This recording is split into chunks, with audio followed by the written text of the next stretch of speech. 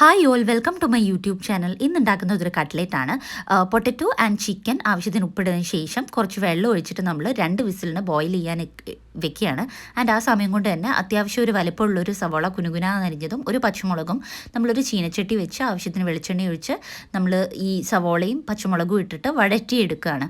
ഇതിൽ നമ്മൾ മഞ്ഞൾപ്പൊടി ആൻഡ് ചിക്കൻ മസാല മാത്രമേ ആഡ് ചെയ്യുന്നുള്ളൂ. ആവശ്യത്തിനനുസരിച്ചിട്ട് ആഡ് ചെയ്യാം. വേറെ എരിവ് ചേർക്കുന്നില്ല. കുരുമുളക് പൊടിയാണ് ആഡ് ചെയ്യുന്നത്. പൊട്ടറ്റോ ബോയിൽ ചെയ്തത് നന്നായിട്ട് മിക്സ് ചെയ്തതിന് ശേഷം ഈ സവോളയുടെ മിക്സ് ഇതിലേക്ക് ആഡ് ചെയ്യാം. ആൻഡ് കുരുമുളക് പൊടി ആഡ് ചെയ്യാം. ആൻഡ് ഷ്രെഡഡ് ചിക്കനും നമുക്ക് ആഡ് ചെയ്യാം. എന്നിട്ട് നന്നായി കൈകൊണ്ട് ബോൾസ് പോലെ ഉരുട്ടിയതിന് ശേഷം നമ്മൾ എന്ത് ചെയ്യുക, കട്ട്ലേറ്റിൻ്റെ ഷേപ്പിലാക്കി എടുക്കുക.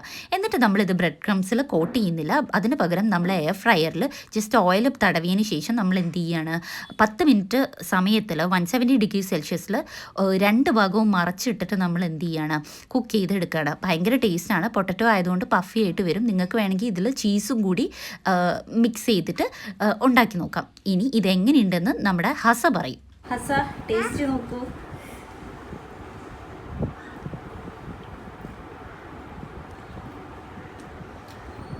എങ്ങനെയുണ്ട്?